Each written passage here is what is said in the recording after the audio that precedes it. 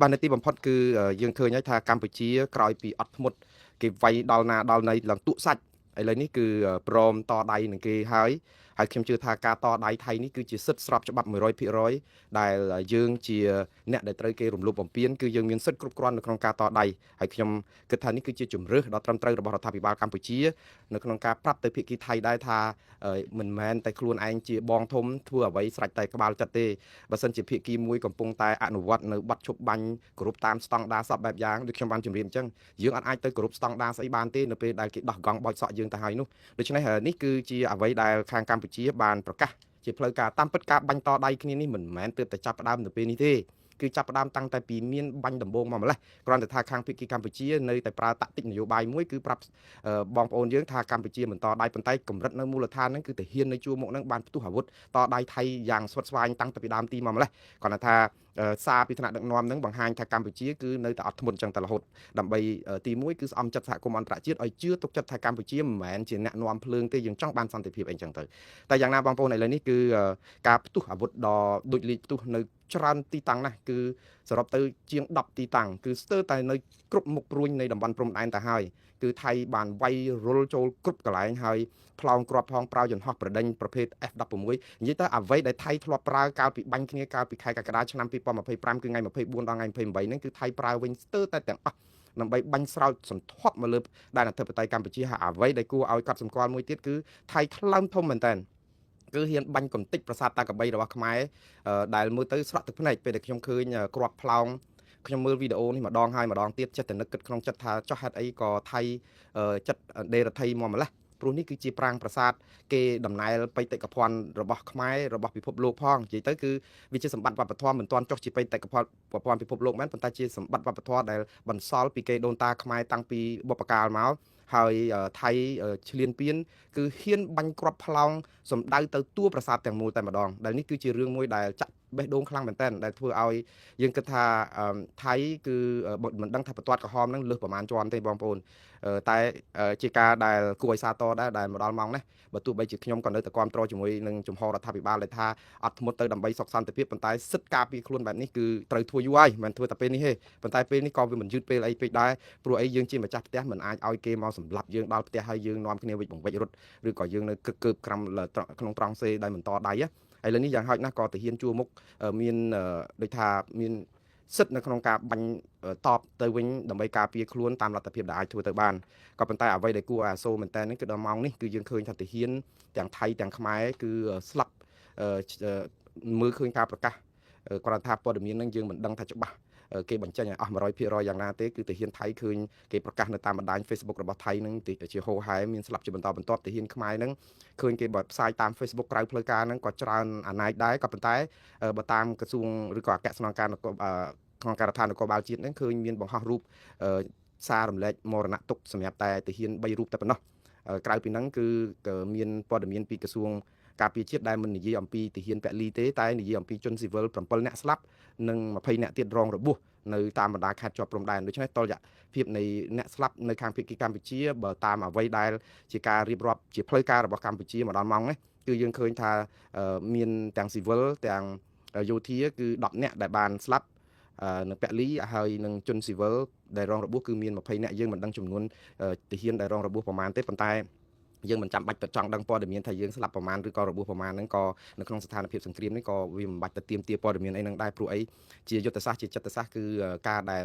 បង្ហាញអំពីការស្លាប់របស់ទាហានជួរមុខរបស់យើងនេះវាមិនមែនចំណេញអីនៅក្នុងការដែលតតាំងជាមួយនឹងប្រជាមិត្តដែរទេបាទហើយខ្ញុំក៏ឃើញសេចក្តីថ្លែងការណ៍របស់ក្រសួងមហាផ្ទៃឬក៏ក្រសួងការពារជាតិអីហ្នឹងហើយនឹងក្រសួងព័ត៌មានអីហ្នឹងក៏អំពាវនាវឲ្យបងប្អូនមេត្តាកុំចែកផ្សាយនៅការចល័តតបឬក៏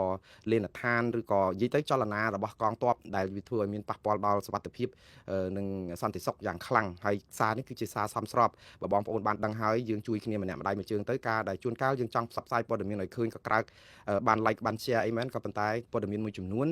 វាធ្វើឲ្យខាងប្រជាមិត្តអាចនឹងដឹងទីតាំង GPS ឬក៏ location ទីតាំងរបស់ទាហានឬក៏កំភ្លើងធំឬក៏រថក្រោះឬក៏សពាវុធយោធាហ្នឹងធ្វើឲ្យគេអាចកំទេចបានដោយងាយស្រួលដែលធ្វើឲ្យមានការខូចខាតឬក៏ ស្លាប់បាត់បង់ជីវិតដល់ទាហានយើងដែលមិនចាំបាច់ព្រោះអីពួកគាត់បានពលីគ្រប់យ៉ាងហើយប៉ុន្តែមិនត្រូវពលីចំពោះរឿងដែលជាកំហុសឆ្គងរបស់ប្រជាពលរដ្ឋយើងនៅសមរភូមិក្រោយឬក៏បងប្អូនដែលជាយោធានៅសមរភូមិមកខ្លួនលោកហ្នឹងក៏កាត់បន្ថយការថតរូបឬក៏ផ្សាយចែកផ្សាយបន្តពីលេនដ្ឋានប្រយុទ្ធនៅក្នុងសមរភូមិព្រោះអីកន្លែងទាំងអស់នោះគឺជាកន្លែងសម្ងាត់ដែលមិនគួរណាប្រជាមិត្តឬសាធារណជនទូទៅគួរតែដឹងទេព្រោះអីវាប៉ះពាល់ដល់សុខភាពបងប្អូនចឹងបងប្អូនឮសូរតែនាំគ្នាបន់ស្រន់ចង់ឲ្យទាហានយើងបានសុខរួចផុតពីព្យុះចូលមៀដូច្នេះជួយគ្នាម្នាក់បន្តិចទៅកុំចែករំលែកនៅព័ត៌មានដែលទាំងឡាយណាដែលពាក់ព័ន្ធដល់ការដែលដឹងទីតាំងរបស់កងទ័ពរបស់យើងតែប៉ុណ្្នឹងបាទហើយតកតងនឹងសេចក្តីថ្លែងការណ៍ឬក៏កម្ពុជាអំពាវនាវសូមឲ្យថៃវិលមករកតុចរចាឬក៏ថាវិលមកគោរពតាមបទឈប់បាញ់មិនមែនវិលមកតុចរចាទេគឺក្នុងន័យនេះគឺកម្ពុជាខាងក្រសួងការបរទេសថ្ងៃនេះបានជួបប្រជុំជាមួយនឹងមន្ត្រីអង្គទូត30អង្គទូតបរទេសនៅប្រចាំនៅកម្ពុជាទាំងជួបផ្ទាល់ទាំងអនឡាញគឺបានន័យថាប្រមូលផ្ដុំគ្នាមកស្ដាប់ការពន្យល់អំពីស្ថានភាពសភាពការរបស់ប្រទេសកម្ពុជានៅក្នុងនោះគឺតំណាងក្រសួងការបរទេសហើយក៏មានអង្គការអន្តរជាតិ3អង្គការចូលរួមដែរសរុបទៅគឺ33ស្ថាប័ននៅក្នុងនេះគឺកម្ពុជានៅតែប្រកាន់ជំហរថាខ្លួនស្រឡាញ់សន្តិភាពចង់បានឲ្យមានបទឈប់បាញ់វិញឆាប់តាមដែលអាចធ្វើទៅបានហើយនៅក្នុងនេះគឺកម្ពុជាបានអំពាវនាវសូមឲ្យខាងភាគីថៃហ្នឹងវិលទៅរកការគោរពបទឈប់បាញ់ឡើងវិញបើទោះបីជាកម្ពុជាចាប់ផ្ដើមអត់ទ្រាំលែងបានហើយចាប់ផ្ដើមតដៃក៏ដោយតែនៅក្នុងនេះបើតាមមើលគឺកម្ពុជាបង្ហាញពីភាពចាស់ទុំដែរនៅក្នុងន័យថាបាញ់ហើយតដៃហើយព្រោះយើងជាសិទ្ធិម្ចាស់ផ្ទះដែលឆ្លងរងការឈ្លានពានតែក៏នៅតែបោះដៃចង់ឲ្យមានសុខសន្តិភាពឬក៏ការត្រូវរើគ្នាឡើងវិញកុំឲ្យថៃឈ្លានពានឬក៏បំពានបែបនេះឬក៏កុំឲ្យមានការបង្ហូរឈាមគ្នាទៀតអីចឹងទៅបើតាមអ្វីដែលជាការប្រកាសនៅលើគេហទំព័រឬក៏ Facebook របស់ក្រសួងការបរទេសកម្ពុជាដែលចែកផ្សាយព្រមព្រៀងហ្នឹងគឺនេះគឺជាសាររបស់ខាងក្រសួងការបរទេសដាក់ថាកម្ពុជាសូមអំពាវនាវឲ្យភាគីថៃវិលត្រឡប់មកអនុវត្តវិញនៅបទឈប់បាញ់និងសេចក្តីថ្លែងការណ៍រួមស្តីពីកិច្ចព្រមព្រៀងសន្តិភាពកម្ពុជាថៃដែលចុះហត្ថលេខាកាលពីថ្ងៃទី26ខែតុលាឆ្នាំ2025ក្រោមការធ្វើជាសាក្សីរបស់លោកប្រធានាធិបតីសហរដ្ឋអាមេរិកដូណាល់ត្រាំនិងប្រធានអាស៊ាននិងជានាយករដ្ឋមន្ត្រីប្រទេសម៉ាឡេស៊ីលោកអាន់វ៉ាអេប្រាហ៊ីមបាទនេះគឺជាសារសំខាន់ហើយអ្វីដែលកម្ពុជាចង់បញ្ជាក់នេះគឺក្រសួងការពារជាតិក៏បានបញ្ជាក់ជំហរច្បាស់លាស់និងបដិញ្ញាចិត្តយ៉ាងម៉ឺងម៉ាត់ក្នុងការគោរពនិងអនុវត្តតាមលក្ខខណ្ឌនៃបទឈប់បាញ់ដែរបាទឥឡូវនេះតើការអំពាវនាវនេះនឹងបានប្រសិទ្ធភាពយ៉ាងណាជាការល្អដែរដែលកម្ពុជាតដៃហើយអំពាវនាវសូមឲ្យវិលទៅរកភាពប្រក្រតីវិញប៉ុន្តែភាគីថៃគឺស្រមោចក្នុងខោនៅពេលដែលវាយខ្មែរបានស្រាច់ចិត្តកាលពីមុនខ្មែរអត់តដៃមិននៅតែវាយដឹបចោះតម្រាំតដៃទៀតតើយ៉ាងម៉េចព្រោះអីប្រហែលថ្ងៃនេះគឺលោកអនុទិនច័ន្ទវរៈគុលហើយនឹងមេតបថៃនោះគឺក៏ក្លឿនមែនតើរហូតដល់ថាចង់វាយកំតិចធ្វើឲ្យតបខ្មែរនឹងតដៃលែងបានអីណាថាមើងងាយខ្លាំងពេកបាទនេះគឺជាការប្រមាថដែលក្នុងនាមជាអ្នកនយោបាយពេលខ្លះដោយលោកអនុទិនច័ន្ទវរៈគុលចង់កេងចំណេញស្លឹកឆ្នោតខ្លាំងពេកក៏មើលស្រាលកម្ពុជាហួសដែនកម្រិតដែរហើយការដែលតបទៅវិញនេះក៏ជាការត្រឹមត្រូវទាំងក្រសួងការពារជាតិក៏បានប្រកាសអំពីការតដៃនេះជាផ្លូវការដូច្នេះបានន័យថាកភ្លើងធំដែលកម្ពុជាដកមិនទាន់អស់ពីព្រំដែនឬក៏បានបវលឬក៏ដឹកទៅព្រំដែនវិញក៏អត់មានអីចម្លែកដែរព្រោះអីយើងទៅដកកភ្លើងធំអស់មកថៃគេនៅតែបំពេញយើងតាមចិត្តហើយយើងគ្មានយន្តហោះប្រដេញដើម្បីបាញ់ទម្លាក់យន្តហោះ F16 របស់ថៃគឺមានតែកំជ្រួចវង BM21 អីហ្នឹងដែលអាចជា